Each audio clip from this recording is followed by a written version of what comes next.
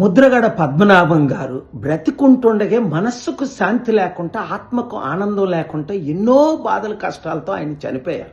చనిపోయిన తర్వాతైనా శాంతి లేకుండా చేస్తున్నారు. ఇప్పుడు ఎక్కడ లేని ప్రేమ కూతురెళ్ళి చివరిగా మా తండ్రిని చూద్దాం, శవాన్ని చూద్దామని వెళ్ళారు. మంచిది. కానీ ఆయన లెటర్లో ఏం రాశారట? నేను నెల రోజులు హాస్పిటల్లో ఉన్నప్పుడు నా కూతురికి నేను జ్ఞాపకం రాలేదా? నా భార్య క్యాన్సర్ ట్రీట్మెంట్ అయిన తర్వాత నేను ఇంటికి తీసుకొని వెళ్తే తల్లిని చూడు తల్లి అని 5 నిమిషాలు అడిగితే 5 నిమిషాలు కనీసం తలుపులు కూడా తెరవలేదు కదా.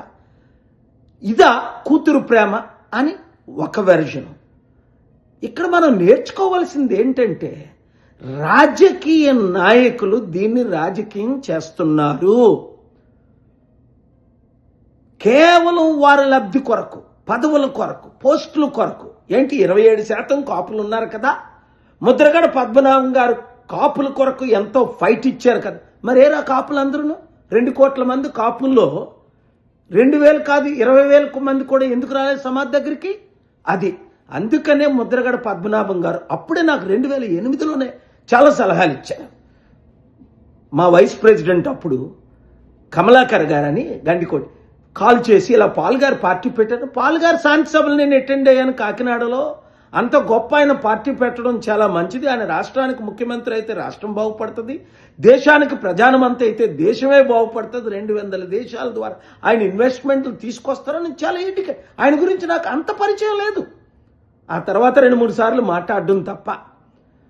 కానీ ఆయన కోరిక నెరవేరలేదు కదా. 27% ఉన్న కాపుల కొరకు ఆయన ఎంత ఫైట్ ఇచ్చారు. ఏరా కాపులందరూ? అప్పుడే అన్నారు నాతో, కాపులకు ఐకమత్యం లేదండి, ఇలా అమ్ముడుపోతారని. అదే జరిగింది. రాజకీయ వాళ్ళ పార్టీలు పదవుల కొరకు ఇప్పుడు చనిపోయిన తర్వాత కూడా రచ్చ చేస్తున్నారే తప్ప. కాపులారా ఒకటి గమనించండి, ముద్రగడ పద్మనాభం కోరిక ఏంటి? 27% కాపులున్న వారు ఎందుకు ముఖ్యమంత్రి కాకూడదు? ఏ 3% ఉన్నోళ్ళే 5% ఉన్నోళ్ళే మనల్ని ఏలాల 70-80 సంవత్సరాలు. రెండోది, కాపులకి ఎందుకు ఐకమత్యం లేదు? 3, ఈ కాపులు ఎందుకు ఈ నాయకులందరూ అమ్ముడుపోవాలి? ఒకడు ఆ పార్టీకి, ఒకడు ఈ పార్టీకి మన ఓట్లన్నీ తీసుకెళ్ళి. కనుక ముద్రగడ మీద ప్రేమ ఉన్న ప్రతి ఒక్కరూ, ఆయన ఆత్మశాంతి కోరుకున్న ప్రతి ఒక్కరూ ఇప్పుడైనా ఏకము కండి.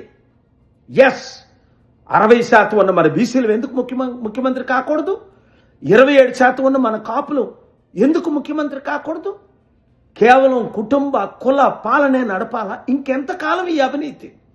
ఇప్పుడు కూడా శవ రాజకీయాలు చేస్తున్నారే. ఆయనను ప్రేమించిన ప్రతి ఒక్కరూ కులాలకు మతాలకు అతీతంగా నేను ప్రజాశాంతి పార్టీ పెట్టాను.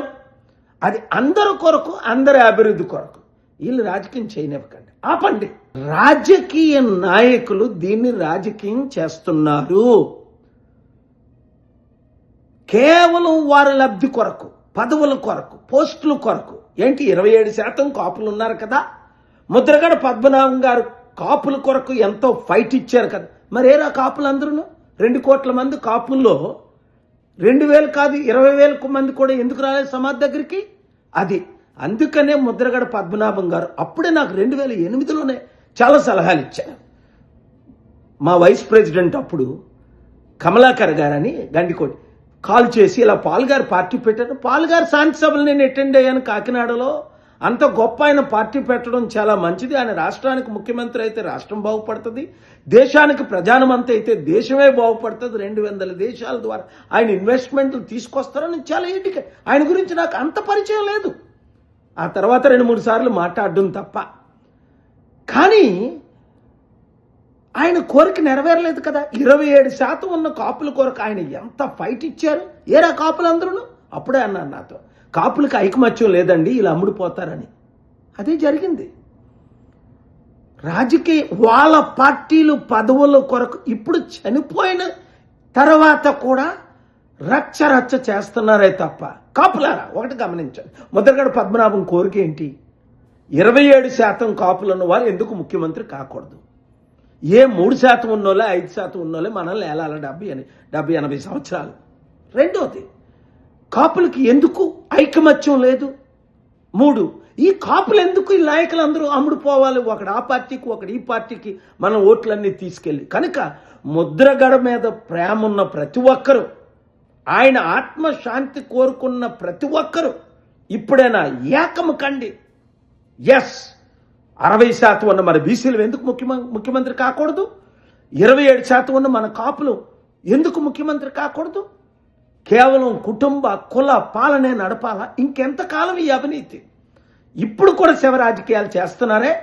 ఆయనను ప్రేమించిన ప్రతి ఒక్కరూ కులాలకు మతాలకు అతీతంగా నేను ప్రజాశాంతి పార్టీ పెట్టాను. అది అందరి కొరకు, అందరి అభివృద్ధి కొరకు. వీళ్ళు రాజకీయం చేయనివ్వకండి, ఆపండి. మన అందరం ఒకటవుదాం. ప్రజలకు అండగా, నిరుద్యోగులకు ఉద్యోగాలు, రైతులకు న్యాయం. అది ముద్రగడ గారు ఫైట్ ఇచ్చింది. ఆయన కోరికను నెరవేర్చుదాం. ఈ వీడియో అందరికీ షేర్ చేయండి. రాజకీయ నాయకులకు గుడ్ బై చెప్పండి. God bless you.